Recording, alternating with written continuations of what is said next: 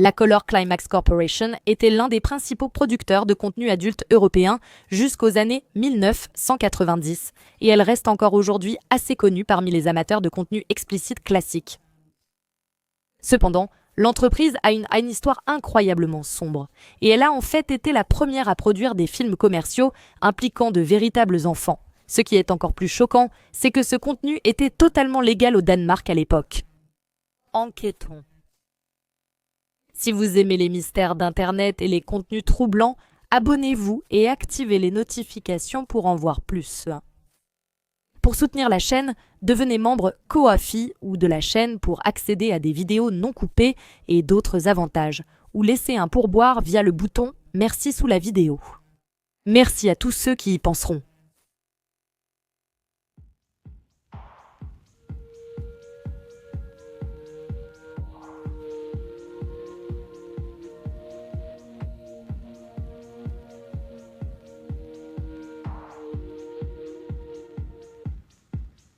Merci. Cette vidéo traite de contenus inappropriés impliquant des enfants et des animaux. La discrétion des spectateurs est conseillée. Vous pouvez cliquer sur le lien dans la description et devenir membre Ko-fi pour regarder une version non coupée de cette vidéo qui comporte des détails supplémentaires inadaptés à cette version.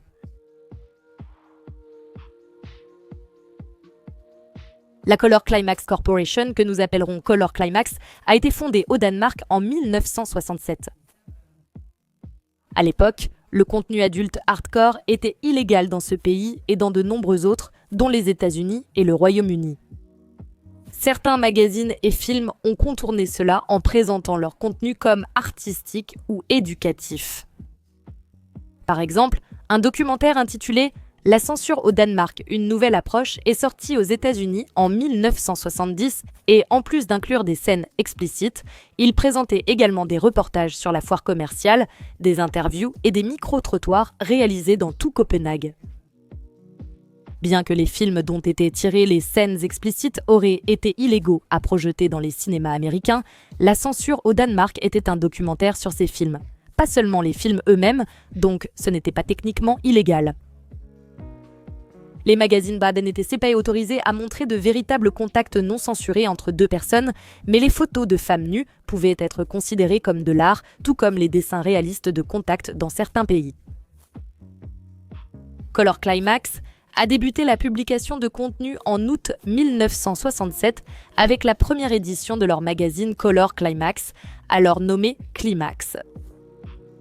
Pour tromper la police, l'éditeur a été mentionné comme Bengt Olsson, Stockholm, Suède.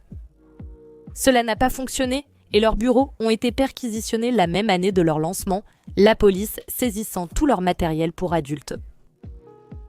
Bien que cela ait été assez choquant à l'époque, le magazine serait considéré comme plutôt sage selon les normes d'aujourd'hui. Mais seulement quelques années plus tard, en juillet 1969, l'année était plutôt appropriée je suppose, le Danemark a levé l'interdiction sur tout contenu explicite. Les producteurs, comme Color Climax, pouvaient désormais tout montrer dans leurs magazines et films, exposant au public des concepts alors presque inconnus hors de cercles spécialisés. Color Climax s'est rapidement forgé une réputation et leur magazine était considéré comme parmi les meilleurs magazines pour adultes en Europe, surtout au Royaume-Uni où la vente de contenu explicite était illégale jusqu'à l'an 2000. Auparavant, des magazines assez sages étaient parfois vendus sous plastique avec une couverture colorée annonçant un climax dans les boutiques pour adultes ainsi que des versions édulcorées de titres Color Climax. Le monde appartenait désormais à Color Climax puisque tous les contenus pour adultes étaient légaux au Danemark et cette liberté totale a ouvert des portes très troublantes. En plus de toutes les catégories, qui pour la plupart d'entre nous aujourd'hui ne semblent pas si extrêmes mais étaient assez choquantes à l'époque, Color Climax a commencé à produire du contenu mettant en scène des animaux, en particulier des femmes ayant des contacts avec des animaux. De façon choquante, les contacts avec des animaux étaient en fait légaux au Danemark jusqu'en 2015, tant que l'animal n'était pas blessé. Cette loi était très controversée, en particulier parmi les militants pour les droits des animaux, qui pensaient qu'il était difficile de prouver que l'animal avait été blessé et que le simple fait qu'un animal ne puisse pas dire non était déjà suffisamment nuisible. Ce type d'activité était apparemment fréquent au Danemark. Il y avait des spectacles en direct, des clubs et même des bordels d'animaux, et des gens se rendaient au Danemark pour y participer. En 2011, un rapport du ministère danois de la Justice a révélé que 17% des vétérinaires soupçonnaient qu'un animal qu'ils avaient soigné avait été impliqué dans un contact avec un humain. Après l'interdiction, les coupables risquaient 1 an de prison pour une première infraction, 2 ans en cas de récidive. Pour être honnête, c'est ridicule. Je suis une personne relativement peu jugeante en ce qui concerne les intérêts et les préférences des gens dans la chambre à coucher. Mais je trace la limite lorsqu'il n'y a pas de consentement et évidemment, les animaux ne sont pas capables de consentir. 1 à 2 ans de prison, ce n'est vraiment pas une grande dissuasion, mais je pense qu'en général, les lois concernant la maltraitance animale sont beaucoup trop laxistes. Depuis que la production, la distribution et la possession de contenus pour adultes ont été légalisés au Danemark en 1969, alors que les contacts humains avec les animaux étaient déjà interdits, il était évident que des entreprises comme Color Climax en profiteraient, sachant qu'il existe des personnes très dérangées et ont donc commencé à produire ce contenu. Tout a commencé avec la série de magazines Amoureuses des animaux, mettant en avant des femmes et des animaux, puis Color Climax s'est vite lancé dans la production de films. De nombreux films mettaient en scène Bodil Johnsen, dont la vie est à la fois tragique et écœurante. Bodil est née près de Copenhague en septembre 1944, d'une mère chrétienne dévouée et d'un père militaire absent. Sa mère était très stricte et violente physiquement, et elle la fouettait souvent pour un rien, par exemple si elle voyait Bodil traîner avec un garçon. À 12 ans, Bodil rentrait de l'école à pied quand un inconnu l'a abordée à la gare. Les sources divergent quant à ce qui s'est passé ensuite, mais elle a soit été agressée sexuellement, soit a failli l'être. Quand elle est rentrée chez elle et a raconté à sa mère ce qui s'était passé, sa mère l'a battue et l'a tenue pour responsable de l'incident. Elle se souvient qu'elle n'avait jamais été punie aussi violemment auparavant. En représailles, Bodil a juré à sa mère que, quand elle serait grande, elle aurait des contacts avec des hommes. Cela a horrifié sa mère, qui a apparemment été tellement choquée qu'elle a pensé que Bodil était alliée au diable. Bien qu'elle n'ait peut-être pas voulu le dire littéralement à ce moment-là, c'était simplement la pire chose qu'elle pouvait imaginer dire sur le moment. Sa promesse finirait par se réaliser. Bodil a quitté la maison à 15 ans pour travailler dans une ferme où le propriétaire a remarqué sa passion pour les animaux et son intérêt pour leur reproduction. Elle a ensuite fondé sa ferme d'élevage et s'est fait connaître des agriculteurs. Il était étonné qu'une jeune femme maîtrise des animaux agressifs comme des sangliers, alors que beaucoup de femmes du coin, surtout des épouses d'agriculteurs, colportaient des ragots et n'appréciaient pas que leur mari travaille avec une jeune fille célibataire à la ferme. Les commérages et le refus des femmes d'agriculteurs de laisser leur mari travailler avec Bodil ont fortement nui à son entreprise, la rendant rapidement incapable de joindre les deux bouts. À 17 ans, craignant de quitter sa maison et ses animaux, elle s'est tournée vers l'industrie du divertissement pour adultes pour compléter ses revenus. Quelques années durant, elle a produit du contenu classique, mais vers 1969, elle a commencé à figurer dans des photos et films avec des animaux. Elle a commencé à travailler avec Hollow Egg, un directeur de la photographie et réalisateur qui, en 1972, a réalisé Baudelaire, le premier long métrage hardcore du Danemark. Peu après avoir rencontré Baudelaire, elle s'est tournée vers l'un de ses rivaux, Color Climax Corporation. Durant sa carrière, elle a côtoyé diverses espèces animales et, en 1972, avait déjà joué avec des animaux dans plus de 40 films. Certains de ces films ont été tournés consécutivement et il paraît qu'elle a déjà tourné 4 films en 4 heures. Elle est devenue mondialement connue sous le nom de la fille au sanglier après de nombreux spectacles en direct avec des sangliers et des films tournés avec ses propres cochons dans sa ferme où elle avait aussi des chiens, des chats, des lapins, un cochon d'Inde, une jument et un étalon avec lesquels elle était également en contact. En 1972, elle a eu une fille et a vécu à la ferme avec elle et son compagnon qui était peut-être un partenaire ou un ami, ce n'est pas clair. En plus de ses revenus avec Olé et Color Climax, elle gagnait aussi de l'argent en ouvrant sa ferme aux visites et aux tournages privés avec ses animaux. Certaines de ces personnes venaient de différents pays pour avoir cette opportunité. Certains de ses rares amis ont déclaré plus tard qu'elle était facilement exploitée par quiconque possédait une caméra et que personne ne voulait vraiment la connaître, seulement obtenir ses images. Quand l'industrie danoise du divertissement pour adultes s'est tournée vers d'autres catégories, Bodil a eu du mal à s'adapter et n'a pas pu garder sa popularité ailleurs. En 1980, elle s'était considérablement détériorée physiquement et psychologiquement. Ses dettes augmentaient et elle ne trouvait que des petits spectacles en direct avec son chien. Elle est devenue alcoolique, fumait environ 100 cigarettes par jour et a commencé à manger pour se réconforter, ce qui l'a amenée à prendre pas mal de poids. Dans une interview en 1980, elle a dit que la mort de son chien l'avait profondément marquée à une période déjà difficile. Citation. Les choses ont complètement dégénéré quand Spot est mort. J'ai commencé à prendre des sédatifs, mais quand quelqu'un les a appelés des Smarties pour cingler, je les ai jetés dans la cheminée. À la place, j'ai commencé à boire et à manger de façon excessive. J'ai pris 30 kilos. Ce n'est pas idéal pour quelqu'un déjà en train de sombrer. Spot était un vrai berger allemand que j'ai adopté dans un hôpital pour animaux il y a 10 ans. Elle avait été battue. Elle n'est jamais devenue autre chose qu'une petite chienne faible. Je n'ai jamais parlé avec des filles, seulement avec des hommes. Spot était mon amie. Elle comprenait ce que je disais, partageait ma joie et ma tristesse. Quand nous étions seuls sans lumière ni chauffage, nous allions nous coucher ensemble, partagions un biscuit et parlions jusqu'à nous endormir. Spot est la seule créature à m'avoir aimée pour ce que je suis. Elle n'attendait rien en retour. Elle me réconfortait quand j'étais malade. J'ai vécu beaucoup de choses avec Lassie et je l'aime beaucoup, mais ce ne sera jamais pareil qu'avec Spot. Lassie m'a été infidèle.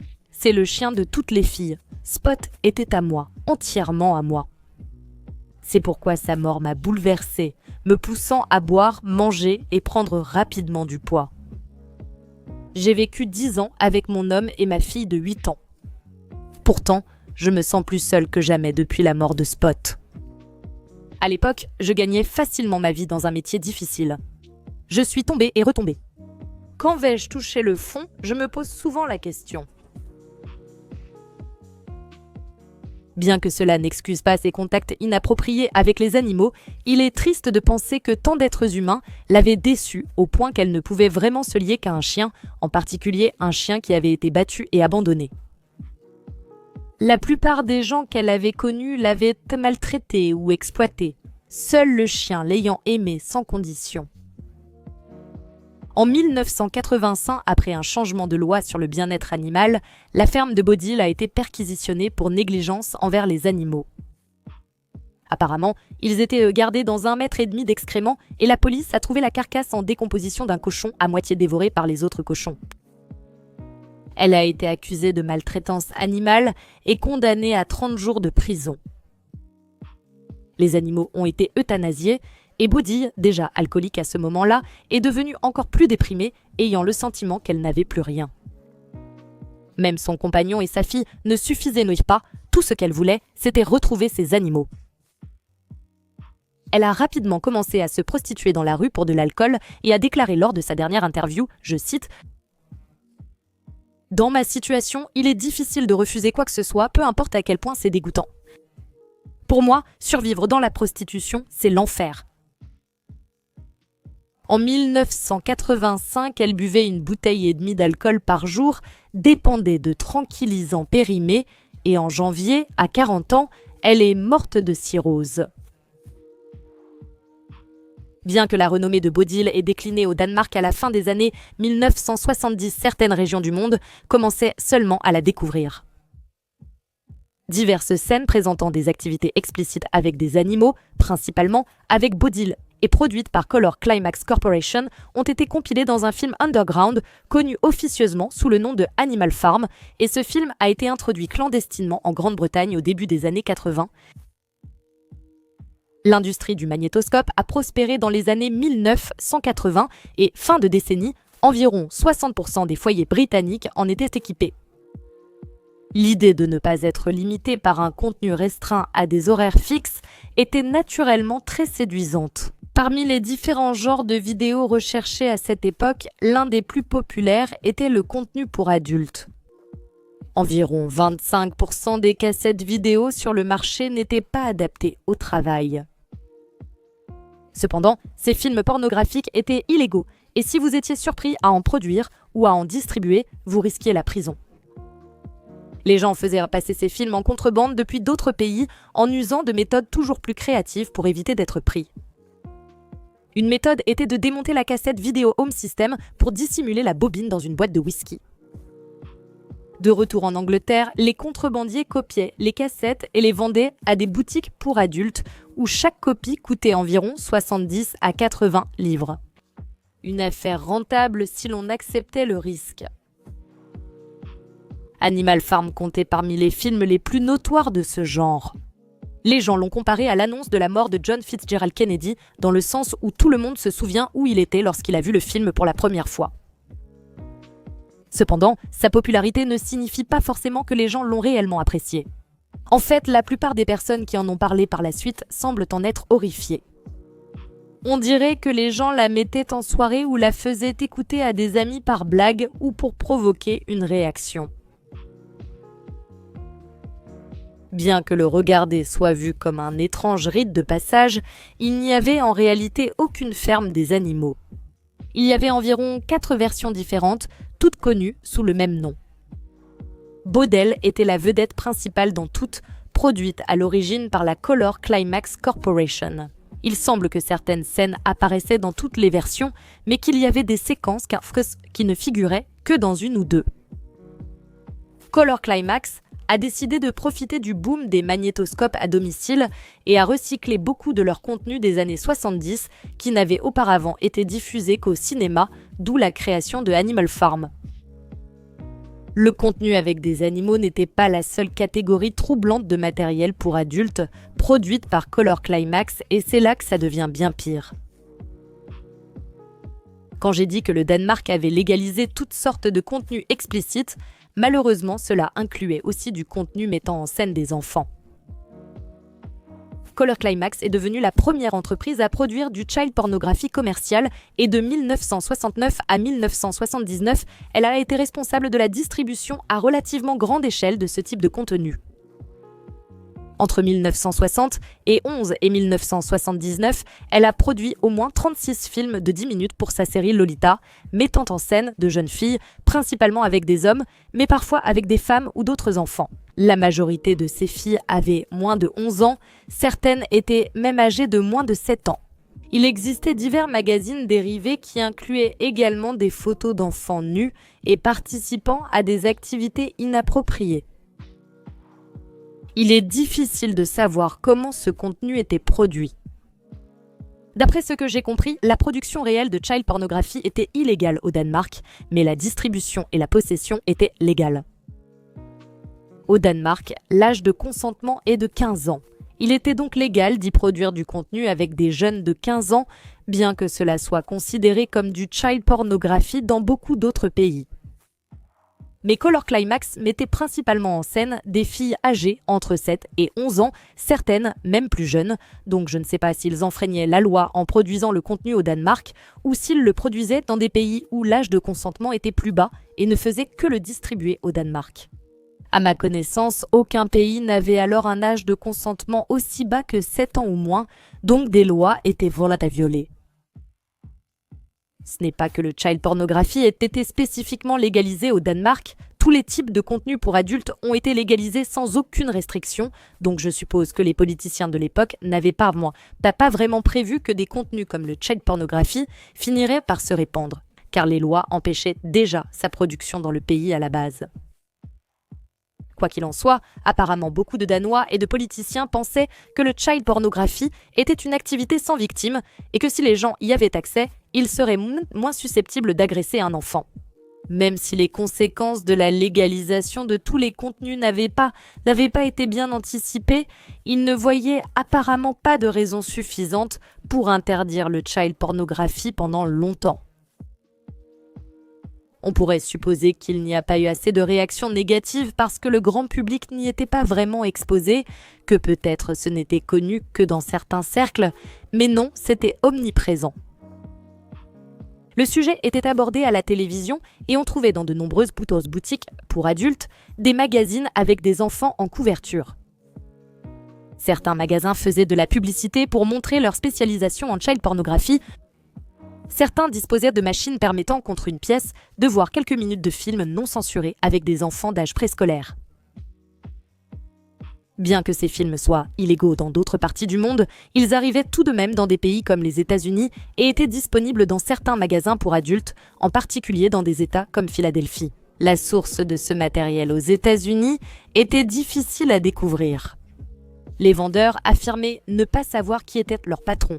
Leur patron prétendait ne pas connaître leur distributeur et leur distributeur disait qu'ils ne savaient pas qui étaient les producteurs. Une chaîne sordide de secrets facilitait l'abus d'enfants. Bien que beaucoup de ces films aient probablement été produits, ou du moins provenaient d'autres pays comme le Danemark ou des pays d'Asie ou d'Inde, puisque certains mettaient en scène des enfants asiatiques et indiens, beaucoup étaient produits aux États-Unis. Lorsque la police retrouvait les victimes dans ces films, elle découvrait que beaucoup de leurs parents avaient permis qu'ils soient utilisés dans la production de ce type de contenu. Larry Parish, assistant du procureur ayant poursuivi plusieurs affaires de child pornography, a déclaré « Je connais un cas où la mère a expliqué avoir seulement fait payer 25 $ aux personnes filmant et ne comprenait pas pourquoi cela dérangeait. La petite fille n'y voyait pas de problème. Ok ? Un photographe des années 70 qui prenait des photos d'enfants nus dès l'âge de 3 ans pour son magazine Nudist Muppets, mais affirmait qu'elle n'était pas destinée à être vue de la manière dont elle l'était évidemment, a déclaré qu'il payait les parents des enfants avec des cadeaux ou de l'argent liquide à raison de 10 $ de l'heure. Il a contesté les accusations portées contre lui selon lesquelles il exploitait les enfants, en se basant uniquement sur le fait qu'il avait obtenu l'autorisation des parents et qu'il ne semblait pas s'en soucier. Citation. Les enfants qui posent pour mon magazine le font avec le consentement de leurs parents. Je ne prends pas des enfants dans la rue avec une barre de chocolat. Je ne pense pas les avoir exploités. En quoi l'honnêteté peut-elle être exploitée ? J'ai demandé aux enfants s'ils voulaient prendre les photos. Une mère dont la fille avait été photographiée pour le magazine a défendu sa décision, affirmant qu'elle n'avait pas rendu la société malade et que si quelqu'un prend du plaisir à regarder un enfant poser, elle préfère qu'il prenne du plaisir à regarder sa fille poser plutôt que d'aller agresser quelqu'un. Honnêtement, je suis sans voix devant tout ça. Certains parents produisaient eux-mêmes ce contenu. Par exemple, une femme au foyer de New York a réalisé un film de 9 minutes avec sa fille de 10 ans et son fils de 9 ans. Elle en a vendu 60 exemplaires à 30 $ chacun avant que le film, selon les informations, ne tombe entre les mains de distributeurs plus importants qui avaient les moyens d'atteindre un public plus large. Plusieurs groupes organisés aux États-Unis auraient milité pour l'abolition de l'âge du consentement, affirmant que le contact enfant-adulte était nécessaire à leur bien-être et qu'il n'y avait rien de mal avec la child pornographie. La distribution de contenu explicite était illégale aux États-Unis à l'époque, mais aucune loi ne visait spécifiquement la child pornographie. Par conséquent, on ne punissait pas plus sévèrement la diffusion de contenu impliquant des enfants que celle impliquant des adultes consentants. Les lois de cette époque étaient un peu difficiles à comprendre. Donc, n'hésitez pas à me corriger dans les commentaires si je me trompe, mais d'après ce que j'ai compris, de la même manière que la censure au Danemark, le documentaire que j'ai mentionné plus tôt a pu contourner les lois américaines sur le contenu explicite parce qu'il s'agissait d'un documentaire, les producteurs de child pornographie, douce, faute d'un meilleur terme, pouvaient pas contourner les lois en présentant leur contenu comme de l'art, d'où l'existence de magazines comme Nudist Muppets. Il semble que le photographe n'ait été inculpé que pour avoir contribué à la délinquance de mineurs. Après l'assouplissement des lois sur la possession de contenu pour adultes aux États-Unis, seuls 2 États interdisaient l'utilisation d'enfants dans la production ou la distribution de matériel explicite jusqu'en 1977 où cette interdiction est devenue nationale. Selon Roger Young, l'ancien principal enquêteur sur l'obscénité du FBI, quand j'ai commencé à travailler sur des affaires de PC en 1977, il n'existait aucune loi sur la PC.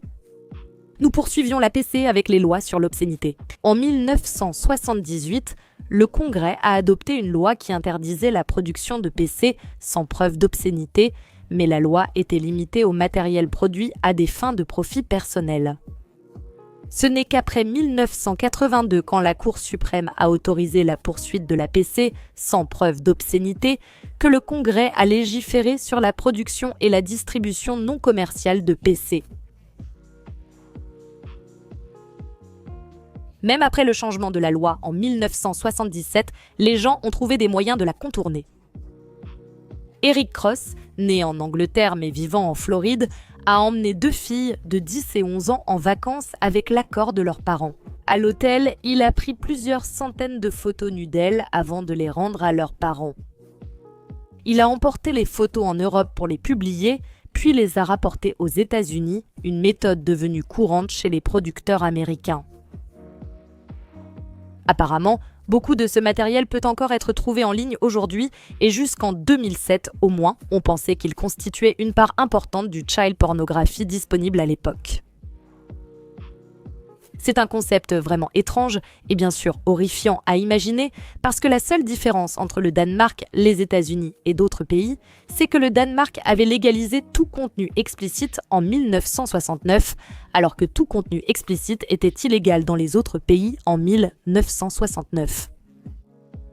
Aux yeux de la loi, le contenu impliquant des enfants n'était ni meilleur ni pire que le contenu impliquant des adultes, aussi bien au Danemark qu'aux États-Unis.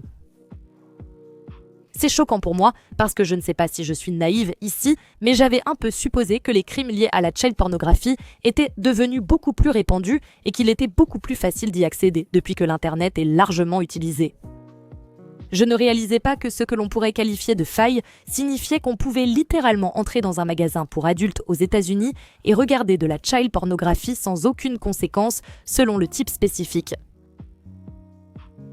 Ce qui est encore plus horrifiant, c'est que la production, la distribution et la possession de child pornographie sont encore totalement légales à ce jour dans une poignée de pays, dont la République centrafricaine, la Guinée équatoriale, la Libye, la Somalie, la Dominique et Sainte-Lucie. La possession est légale dans encore plus de pays, notamment l'Angola, la Gambie, la Jordanie, le Kazakhstan, la Biélorussie, la Russie, Cuba et l'Uruguay. C'est certainement l'un des sujets les plus horribles que j'ai abordés sur cette chaîne. C'est franchement choquant de penser que la child pornographie n'était pas seulement légale au Danemark, mais aussi distribuée commercialement. Je ne sais pas si c'est une question de génération ou si les opinions ont changé avec le temps, mais il ne semblait pas y avoir autant d'indignation à l'époque que ce qu'il y aurait si cela arrivait aujourd'hui. Je savais que certains s'y opposaient, mais je suis étonnée du nombre de personnes neutres ou favorables pensant que cela empêcherait les pédophiles de nuire aux enfants, alors même que des enfants étaient déjà victimes lors de la production de ce contenu. On suppose que les pédophiles représentent une infime minorité de la population, mais chaque fois que j'aborde des sujets liés à la child pornographie, ça me fait toujours me demander s'il y en a bien plus qu'on ne le pense, et c'est une possibilité terrifiante.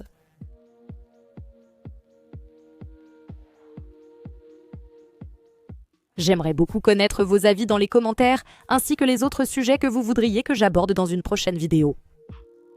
Si vous avez apprécié la vidéo, n'hésitez pas à liker et à vous abonner.